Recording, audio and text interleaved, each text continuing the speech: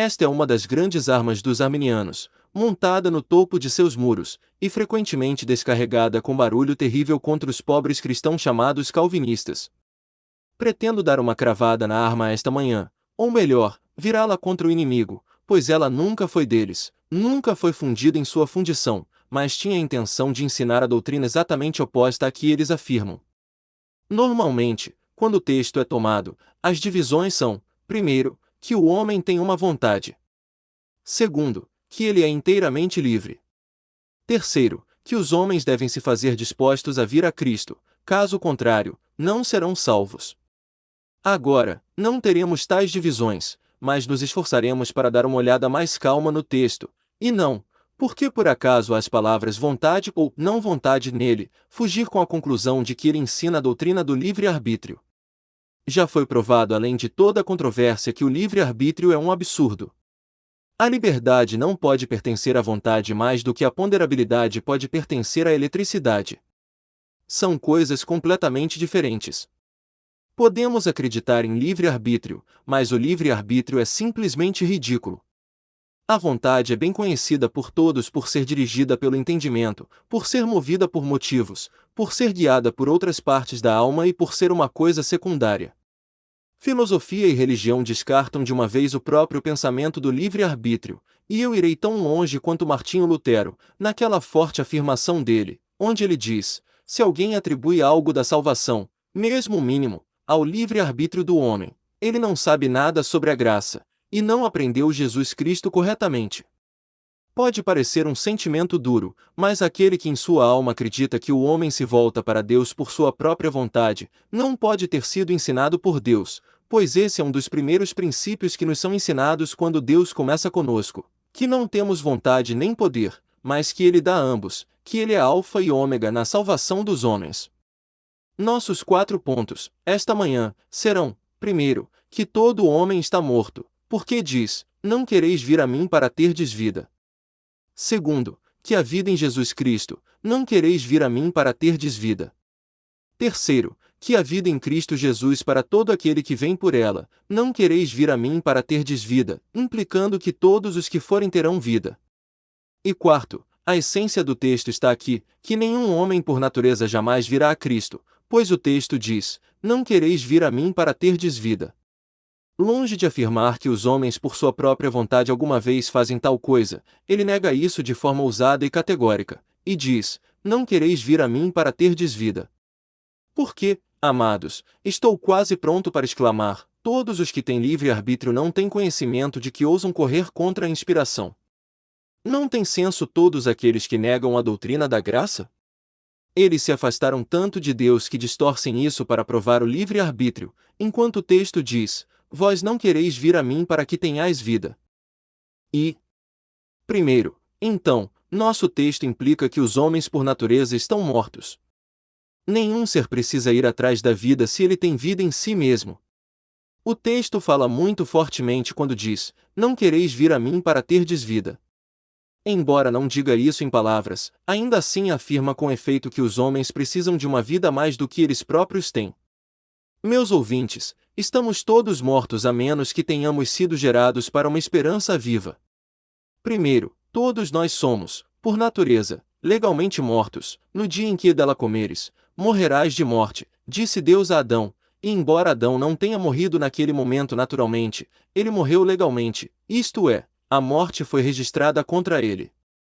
Assim que, no Old Bailey, o juiz coloca o boné preto e pronuncia a sentença, o homem é considerado morto pela lei. Embora talvez um mês possa intervir antes que ele seja levado ao cadafalso para suportar a sentença da lei, ainda assim a lei o considera um homem morto. É impossível para ele transacionar qualquer coisa. Ele não pode herdar, ele não pode legar, ele não é nada, ele é um homem morto. O país não o considera como estando vivo nele. Há uma eleição, ele não é questionado sobre seu voto porque ele é considerado morto. Ele está trancado em sua cela de condenado, e ele está morto.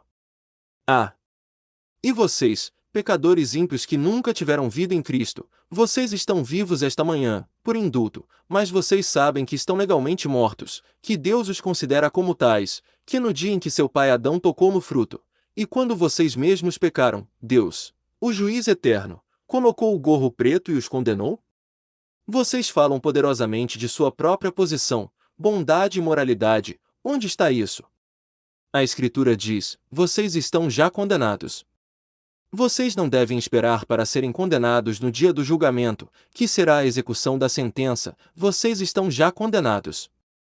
No momento em que pecaram, seus nomes foram todos escritos no livro negro da justiça. Cada um foi então sentenciado por Deus à morte, a menos que encontrasse um substituto, na pessoa de Cristo, para seus pecados. O que você pensaria se fosse ao Old Bailey e visse o culpado condenado sentado em sua cela, rindo e alegre? Você diria: o homem é um tolo, pois está condenado e deve ser executado, mas quão alegre ele é! Ah! E quão tolo é o homem mundano, que, enquanto a sentença é registrada contra ele, vive em alegria e júbilo. Você acha que a sentença de Deus não tem efeito? Você acha que seu pecado que está escrito com uma caneta de ferro nas rochas para sempre não tem horrores nele? Deus disse que você já está condenado. Se você apenas sentisse isso, isso misturaria amargos em suas doces taças de alegria, suas danças seriam interrompidas, seu riso extinto em suspiros, se você se lembrasse de que já está condenado. Todos nós deveríamos chorar, se levarmos isso a sério, que por natureza não temos vida aos olhos de Deus, estamos realmente, positivamente condenados, a morte está registrada contra nós, e somos considerados em nós mesmos agora, aos olhos de Deus, tão mortos como se fossemos realmente lançados no inferno. Estamos condenados aqui pelo pecado, ainda não sofremos a penalidade dele, mas está escrito contra nós, e estamos legalmente mortos, e não podemos encontrar vida a menos que encontremos vida legal na pessoa de Cristo, sobre o qual falaremos mais em breve. Mas, além de estarmos legalmente mortos, também estamos espiritualmente mortos. Pois a sentença não só passou no livro, mas passou no coração, entrou na consciência, operou na alma, no julgamento, na imaginação e em tudo. No dia em que dela comeres, certamente morrerás, não foi apenas cumprido pela sentença registrada, mas por algo que ocorreu em Adão. Assim como, em um certo momento, quando este corpo morrer, o sangue para, o pulso cessa, a respiração não sai mais dos pulmões, assim no dia em que Adão comeu aquele fruto sua alma morreu, sua imaginação perdeu seu grande poder de subir às coisas celestiais e ver o céu, sua vontade perdeu seu poder de sempre escolher o que é bom, seu julgamento perdeu toda a capacidade de julgar entre o certo e o errado de forma decidida e infalível, embora algo tenha sido retido na consciência, sua memória tornou-se contaminada, suscetível de reter coisas más e deixar as coisas justas deslizarem para longe. Todo o poder dele cessou quanto à sua vitalidade moral. A bondade era a vitalidade de seus poderes, que se foram. Virtude, santidade, integridade, estas eram a vida do homem, mas quando estas partiram o homem tornou-se morto. E agora, todo homem, no que diz respeito às coisas espirituais, está morto em delitos e pecados, espiritualmente. Nem a alma está menos morta em um homem carnal do que o corpo quando entregue à sepultura, está real e positivamente morto, não por uma metáfora, pois Paulo não fala em metáfora, quando afirma: ele vivificou vocês que estavam mortos em delitos e pecados. Mas, meus ouvintes, novamente, eu gostaria de poder pregar aos seus corações sobre este assunto. Já era ruim o suficiente quando descrevia a morte como tendo sido registrada, mas agora falo dela como tendo realmente ocorrido em seus corações. Vocês não são o que eram antes, vocês não são o que eram em Adão, não o que foram criados. O homem foi feito puro e santo. Vocês não são as criaturas perfeitas das quais alguns se gabam, vocês estão completamente caídos, vocês saíram do caminho, vocês se tornaram corruptos e imundos. Ó! Não ouço o canto da sereia daqueles que lhe falam de sua dignidade moral e sua poderosa elevação em questões de salvação. Você não é perfeito, aquela grande palavra, ruína, está escrita em seu coração, e a morte está estampada em seu espírito. Não conceba, ó homem moral, que você será capaz de ficar diante de Deus em sua moralidade, pois você não é nada além de uma carcaça embalsamada em legalidade, um cadáver vestido com algumas vestes finas, mas ainda corrupto aos olhos de Deus. E não pense, ó possuidor da religião natural, que você pode por sua própria força e poder se tornar aceitável a Deus. Ora, homem, você está morto. E você pode vestir os mortos tão gloriosamente quanto quiser, mas ainda assim seria uma zombaria solene. Lá jaz a rainha Cleópatra, coloque a coroa em sua cabeça, vista-a com vestes reais, deixe-a sentar-se em estado, mas que calafrio percorre você quando passa por ela. Ela é bela agora, mesmo em sua morte, mas quão horrível é ficar ao lado até mesmo de uma rainha morta, celebrada por sua beleza majestosa. Então você pode ser glorioso em sua beleza, justo, amável e adorável. Você coloca a coroa da honestidade sobre sua cabeça e veste sobre você todas as vestes da retidão, mas a menos que Deus tenha te vivificado, ó homem. A menos que o Espírito tenha lidado com sua alma, você é aos olhos de Deus tão desagradável quanto o cadáver frio é para você mesmo. Você não escolheria viver com um cadáver sentado à sua mesa, nem Deus ama que você esteja aos olhos dele. Ele está zangado com você todos os dias, pois você está em pecado, você está na morte. Ó! Acredite nisso, leve isso para sua alma, aproprie-se disso, pois é bem verdade que você está morto, espiritualmente e legalmente. O terceiro tipo de morte é a consumação das outras duas. É a morte eterna. É a execução da sentença legal, é a consumação da morte espiritual. A morte eterna é a morte da alma, ela acontece depois que o corpo foi colocado na sepultura, depois que a alma partiu dela. Se a morte legal é terrível, é por causa de suas consequências, e se a morte espiritual é terrível, é por causa daquilo que a sucederá. As duas mortes das quais falamos são as raízes, e a morte que está por vir é a flor delas. Ó! Se eu tivesse palavras para tentar descrever a vocês esta manhã o que é a morte eterna. A alma chegou diante de seu Criador, o livro foi aberto, a sentença foi proferida, apartai-vos, malditos abalou o universo e tornou as próprias esferas turvas com a carranca do Criador, a alma partiu para as profundezas onde deve habitar com outros na morte eterna. Ó! Quão horrível é sua posição agora! Seu leito é um leito de chamas, as visões que vê são assassinas que assustam seu espírito, os sons que ouve são gritos, lamentos, gemidos e gemidos, tudo que seu corpo conhece é a inflição de dor miserável. Ele tem a posse de uma aflição indizível, de uma miséria absoluta. A alma olha para cima. A esperança está extinta, ela se foi. Ele olha para baixo com pavor e medo, o remorso possuiu sua alma. Ele olha para a direita, e as paredes adamantinas do destino o mantêm dentro de seus limites de tortura. Ele olha para a esquerda, e lá a muralha de fogo ardente proíbe a escalada de uma especulação sonhadora de fuga. Ele olha para dentro e busca consolo lá, mas um verme roedor entrou na alma. Ele olha ao redor, não tem amigos para ajudar, nem consoladores, mas atormentadores em abundância. Ele não conhece nada de esperança de libertação, ouviu a chave eterna do destino girando em suas terríveis enfermarias, e viu Deus pegar essa chave e jogá-la nas profundezas da eternidade para nunca mais ser encontrada. Não tem esperança, não conhece escapatória, não adivinha a libertação, anseia pela morte, mas a morte é inimiga demais para estar lá, anseia que a não existência a engula, mas essa morte eterna é pior que a aniquilação. Anseia pelo extermínio como o trabalhador por seu sábado, anseia que possa ser engolido pelo nada assim como o escravo de Galé anseia pela liberdade, mas ela não vem, está eternamente morto. Quando a eternidade tiver rolado em torno de multidões de seus ciclos eternos, ainda estará morto. O para sempre não conhece fim, a eternidade não pode ser soletrada exceto na eternidade. Ainda assim, a alma vê escrito sobre sua cabeça, tu estás condenado para sempre. Ouve uivos que devem ser perpétuos, vê chamas que são inextinguíveis, conhece dores que não são mitigadas, ouve uma frase que ressoa não como o trovão da terra que logo se cala, mas para frente, para frente, para frente, sacudindo os ecos da eternidade, fazendo milhares de anos tremerem novamente com o trovão horrível de seu som terrível, apartai-vos. Afastai-vos. Afastai-vos. Malditos. Esta é a morte eterna.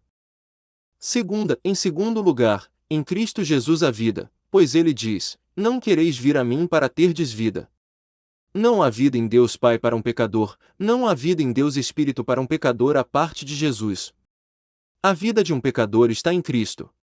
Se você toma o Pai à parte do Filho, embora ele ame seus eleitos e decrete que eles vivam, ainda assim a vida está somente em seu Filho. Se você toma Deus Espírito à parte de Jesus Cristo, embora seja o Espírito que nos dá vida espiritual, ainda assim é vida em Cristo, vida no Filho. Não o usamos, e não podemos aplicar em primeiro lugar, nem a Deus Pai, nem a Deus Espírito Santo para a vida espiritual. A primeira coisa que somos levados a fazer quando Deus nos tira do Egito é comer a Páscoa, a primeira coisa.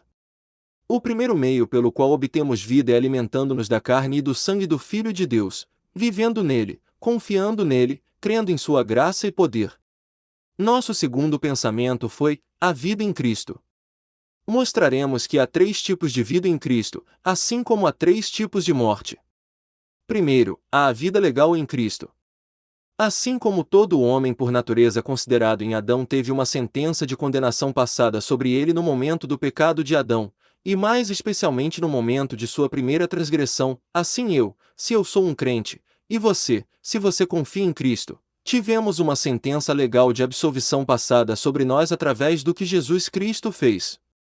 Ó pecador condenado! Você pode estar sentado esta manhã condenado como prisioneiro em Neugate, mas antes que este dia passe, você pode estar tão livre de culpa quanto os anjos acima. Existe algo como vida legal em Cristo, e, bendito seja Deus, alguns de nós a desfrutamos. Sabemos que nossos pecados são perdoados porque Cristo sofreu punição por eles. Sabemos que nunca poderemos ser punidos nós mesmos, pois Cristo sofreu em nosso lugar. A Páscoa foi morta por nós, a verga e o batente da porta foram aspergidos, e o anjo destruidor nunca pode nos tocar. Para nós não há inferno, embora ele arda com uma chama terrível. Que Tofete seja preparado desde o princípio, que sua pilha seja madeira e muita fumaça, nunca poderemos chegar lá. Cristo morreu por nós, em nosso lugar. E se houver prateleiras de tortura horríveis? E se houver uma sentença produzindo as mais horríveis reverberações de sons trovejantes? No entanto, nem prateleira, nem calabouço, nem trovão, são para nós. Em Cristo Jesus, agora somos libertos. Portanto, agora nenhuma condenação há para nós, que estamos em Cristo Jesus, que não andamos segundo a carne, mas segundo o Espírito. Pecador! Você está legalmente condenado esta manhã? Você sente isso? Então, deixe-me dizer-lhe que a fé em Cristo lhe dará um conhecimento de sua absolvição legal. Amado, não é fantasia que somos condenados por nossos pecados, é uma realidade. Então, não é fantasia que somos absolvidos, é uma realidade. Um homem prestes a ser enforcado, se ele recebesse um perdão total, sentiria isso como uma grande realidade. Ele diria: eu tenho um perdão total, não posso ser tocado agora. É exatamente assim que eu me sinto. Agora livre do pecado eu ando livre, o sangue do Salvador é minha completa libertação, aos seus queridos pés eu me deito contente, um pecador salvo, e presto homenagem. Irmãos, ganhamos vida legal em Cristo, e tal vida legal que não podemos perdê-la. A sentença foi contra nós uma vez, agora saiu por nós. Está escrito: agora nenhuma condenação há, e esse agora servirá tão bem para mim em 50 anos quanto serve agora. Não importa o tempo em que vivamos, ainda estará escrito: portanto, agora nenhuma condenação há para os que estão em Cristo Jesus. Então, em segundo lugar, a vida espiritual em Cristo Jesus. Como o homem está espiritualmente morto, Deus tem vida espiritual para ele, pois não há necessidade que não seja suprida por Jesus, não há vazio no coração que Cristo não possa preencher, não há desolação que ele não possa povoar, não há deserto que ele não possa fazer florescer como a rosa. Ó pecadores mortos! Espiritualmente mortos, há vida em Cristo Jesus, pois vimos, sim.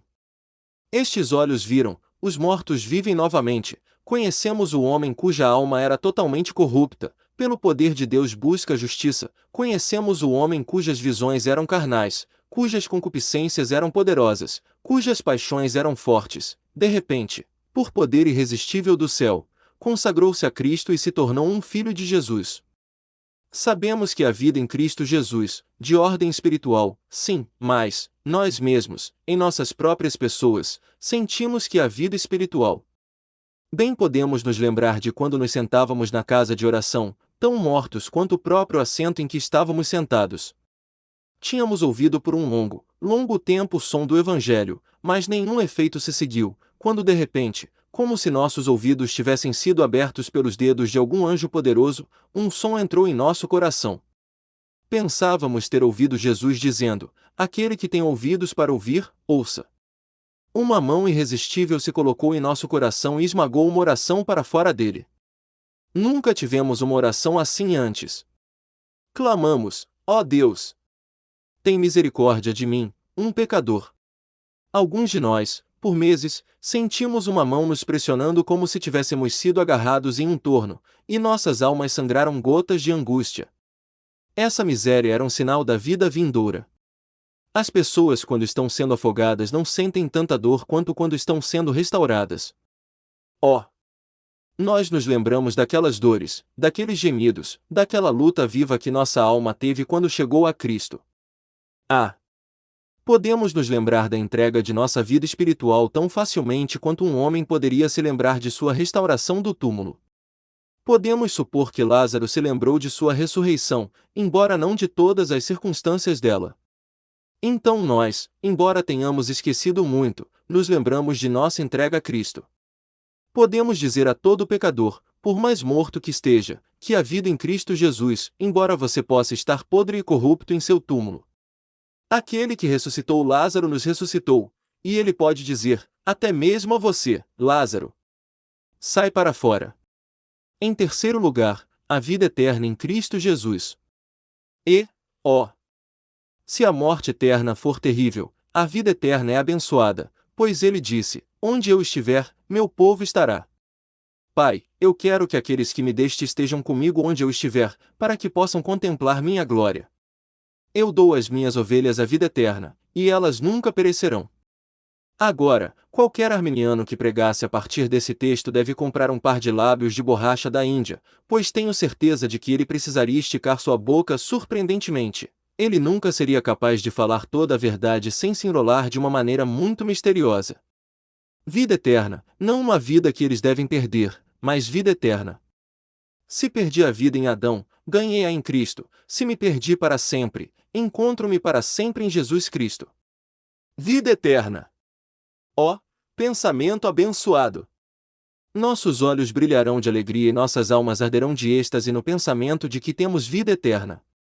Apaguem-se, ó estrelas! Deixe Deus colocar seu dedo em você, mas minha alma viverá em bem-aventurança e alegria.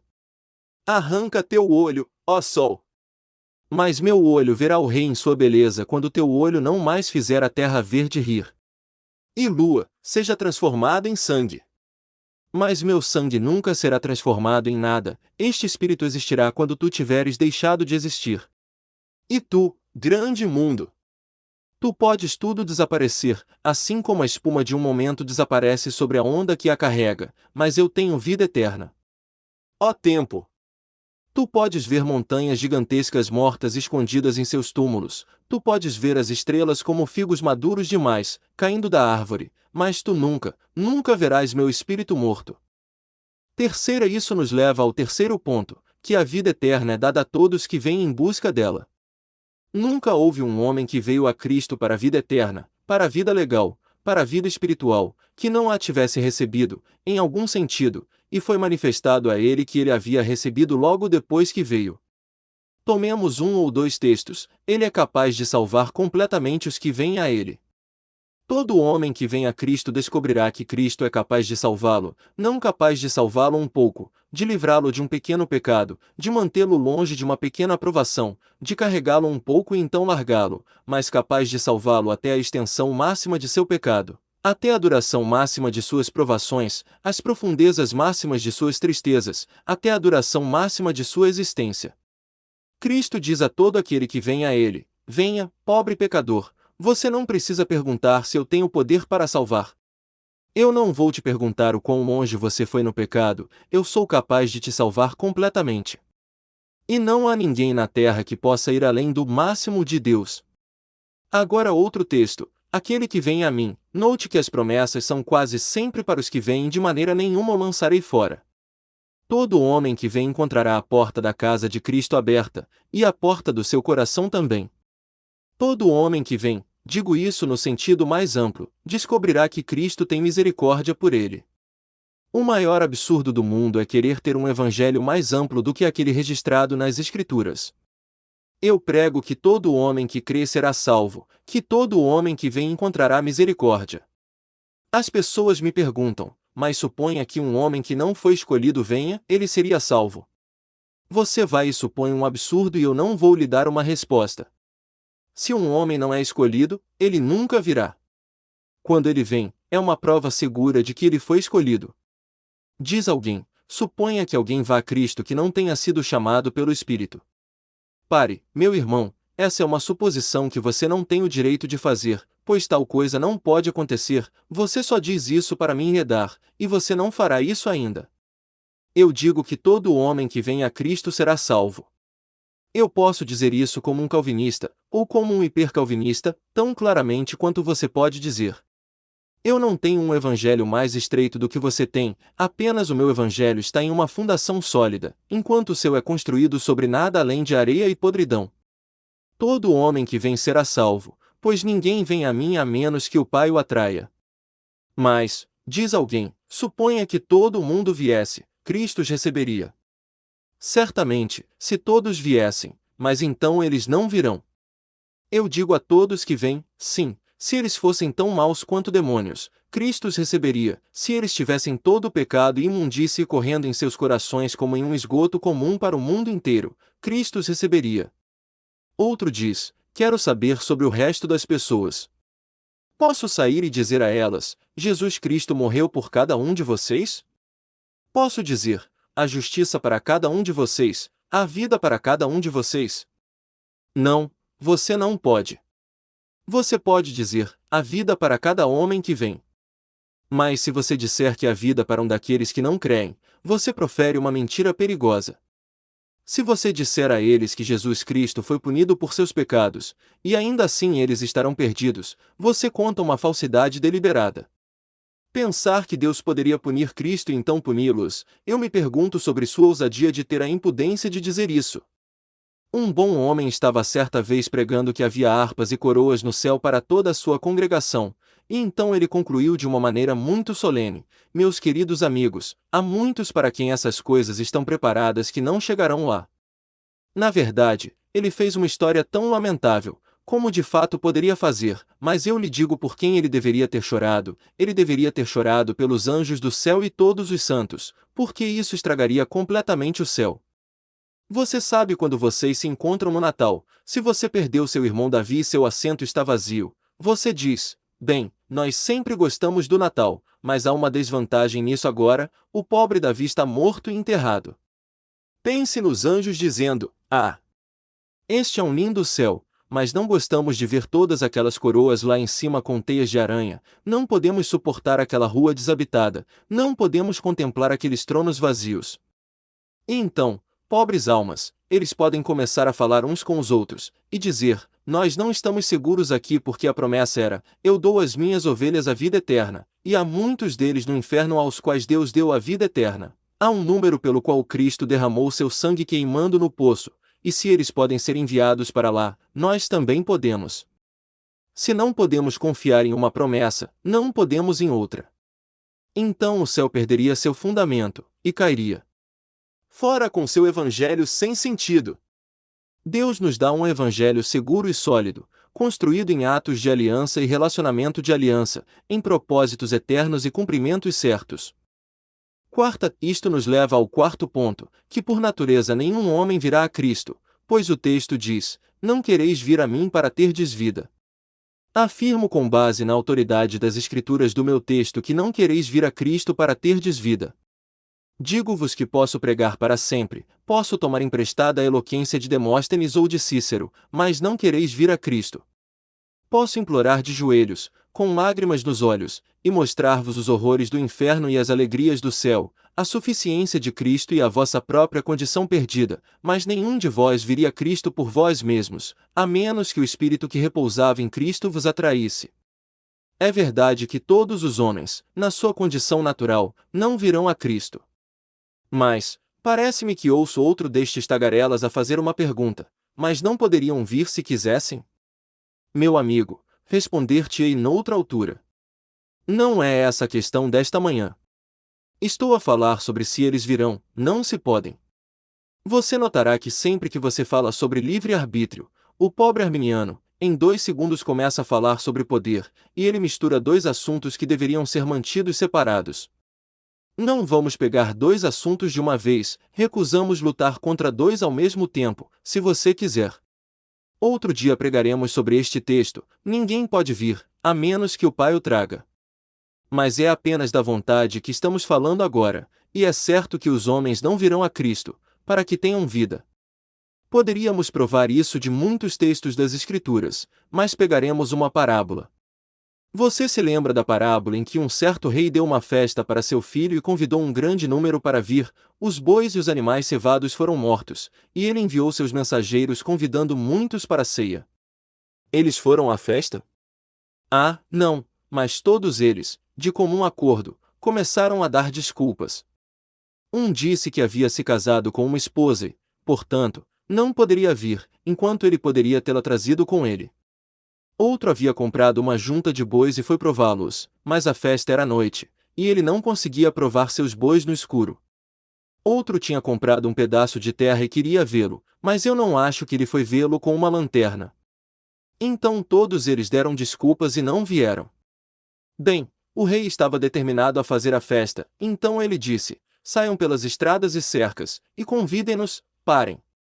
Não convidem, obriguem-nos a entrar, pois mesmo os sujeitos maltrapilhos nas cercas nunca teriam vindo a menos que fossem obrigados. Tome outra parábola. Um certo homem tinha uma vinha, na estação marcada, ele enviou um de seus servos para seu aluguel. O que eles fizeram com ele? Eles espancaram aquele servo. Ele enviou outro, e eles o apedrejaram. Ele enviou outro e eles o mataram. E, finalmente, ele disse: eu lhes enviarei meu filho, eles o reverenciarão. Mas o que eles fizeram? Eles disseram: este é o herdeiro, vamos matá-lo e expulsá-lo da vinha. E assim eles fizeram. O mesmo acontece com todos os homens por natureza. O Filho de Deus veio, mas os homens o rejeitaram. Não quereis vir a mim para terdes vida. Levaria muito tempo para mencionar mais provas das Escrituras. No entanto, nos referiremos à grande doutrina da queda. Qualquer um que acredite que a vontade do homem é inteiramente livre e que ele pode ser salvo por ela não acredita na queda. Como às vezes digo a vocês, poucos pregadores da religião acreditam completamente na doutrina da queda, ou então pensam que quando Adão caiu, ele quebrou seu dedo mindinho e não quebrou seu pescoço e arruinou sua raça. Ora, amados, a queda quebrou o homem completamente. Não deixou um poder intacto, todos eles foram despedaçados, degradados e manchados. Como um templo poderoso, os pilares podem estar lá, o eixo, a coluna e a pilastra podem estar lá, mas todos eles foram quebrados, embora alguns deles mantenham sua forma e posição. A consciência do homem às vezes retém muito de sua ternura, ainda assim, ela caiu. A vontade também não está isenta. O que, embora seja o Lorde Prefeito de Mansou, como o Bunyan o chama? O Lorde Prefeito erra. O Lorde Vontade Ser Vontade estava continuamente fazendo errado. Sua natureza caída foi colocada fora de ordem, sua vontade, entre outras coisas, se desviou completamente de Deus. Mas eu lhe digo qual será a melhor prova disso, é o grande fato de que você nunca conheceu um cristão em sua vida que tenha dito que veio a Cristo sem que Cristo tenha vindo a ele. Você ouviu muitos sermões arminianos, ouso dizer, mas você nunca ouviu uma oração arminiana, pois os santos em oração parecem um em palavra, ação e mente. Um arminiano de joelhos oraria desesperadamente como um calvinista. Ele não pode orar sobre o livre-arbítrio, não há espaço para isso. Imagine orando: Senhor, eu te agradeço por não ser como aqueles pobres calvinistas presunçosos. Senhor, eu nasci com um glorioso livre-arbítrio. Eu nasci com poder pelo qual eu posso me voltar para ti por mim mesmo, eu melhorei minha graça. Se todos tivessem feito o mesmo com sua graça que eu tenho, todos eles poderiam ter sido salvos. Senhor, eu sei que tu não nos fazes dispostos se nós mesmos não estivermos dispostos. Tu dás graça a todos, alguns não a melhoram, mas eu sim. Há muitos que irão para o inferno tão comprados com o sangue de Cristo quanto eu fui, eles tiveram tanto do Espírito Santo dado a eles, eles tiveram uma chance tão boa e foram tão abençoados quanto eu. Não foi a tua graça que nos fez diferir, eu sei que fez muito, ainda assim eu mudei o ponto, eu fiz uso do que me foi dado, e outros não, essa é a diferença entre mim e eles. Essa é uma oração para o diabo, pois ninguém mais faria uma oração como essa. Ah! Quando eles estão pregando e falando muito lentamente, pode haver doutrina errada, mas quando eles vêm para orar, a coisa verdadeira escapa, eles não podem evitar. Se um homem fala muito lentamente, ele pode falar de uma maneira fina, mas quando ele vem para falar rápido, o velho sotaque de seu país, onde ele nasceu, escapa. Eu pergunto a você novamente: você já conheceu um homem cristão que disse: eu vim a Cristo sem o poder do Espírito? Se você já conheceu um homem assim, não precisa hesitar em dizer: meu caro senhor, eu acredito nisso, e acredito que você foi embora novamente sem o poder do Espírito, e que você não sabe nada sobre o assunto, e está no fel da amargura e no laço da iniquidade. Eu ouço um homem cristão dizendo: eu busquei Jesus antes que ele me buscasse, eu fui ao Espírito, e o Espírito não veio a mim? Não, amados, somos obrigados, cada um de nós, a colocar nossas mãos em nossos corações e dizer: a graça ensinou minha alma a orar, e fez meus olhos transbordarem, foi a graça que me manteve até hoje, e não me deixará ir. Há alguém aqui, um solitário, homem ou mulher, jovem ou velho, que pode dizer: busquei a Deus antes que ele me procurasse. Não, até você, que é um pouco arminiano, cantará: ó sim. Eu amo Jesus, porque ele me amou primeiro. Então, mais uma pergunta. Não descobrimos, mesmo depois de termos vindo a Cristo, que nossa alma não é livre, mas é mantida por Cristo?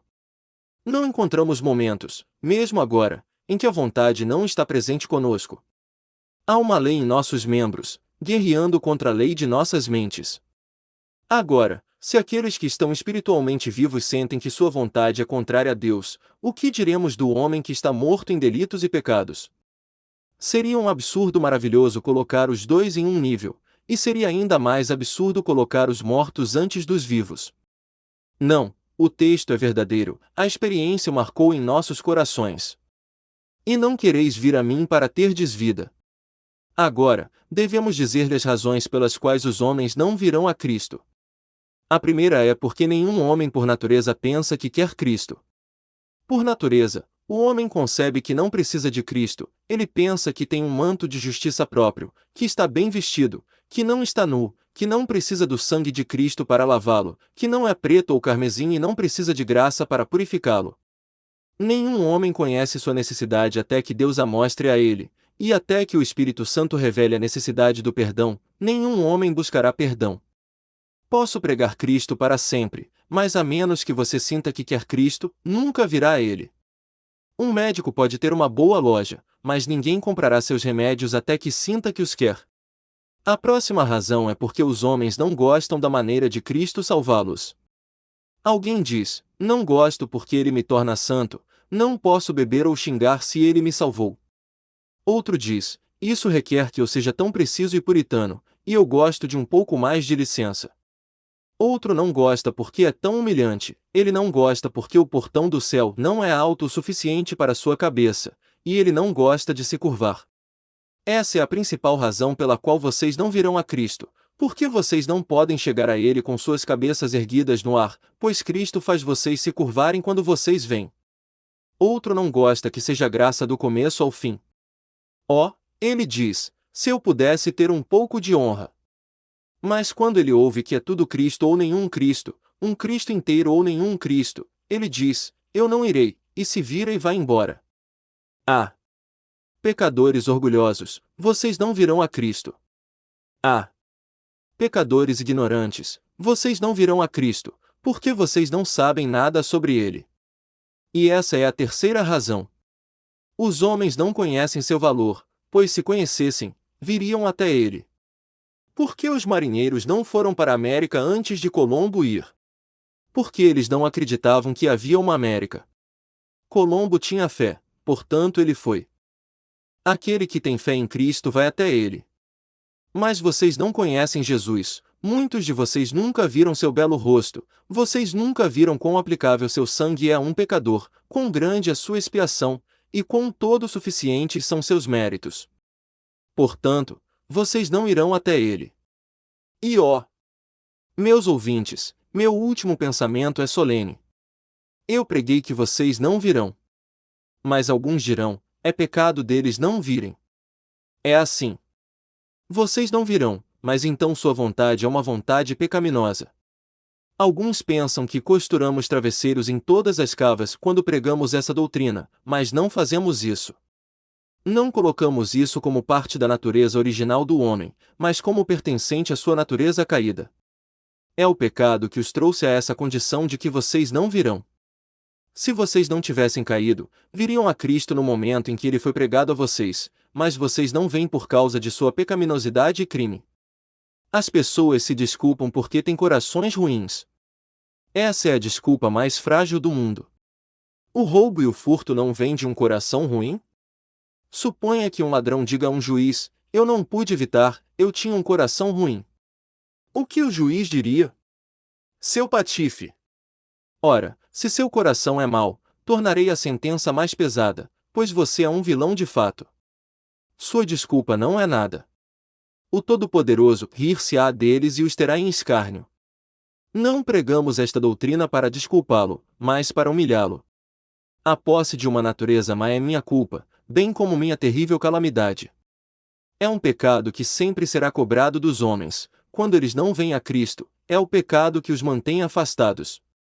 Aquele que não prega isso, temo que não seja fiel a Deus e à sua consciência.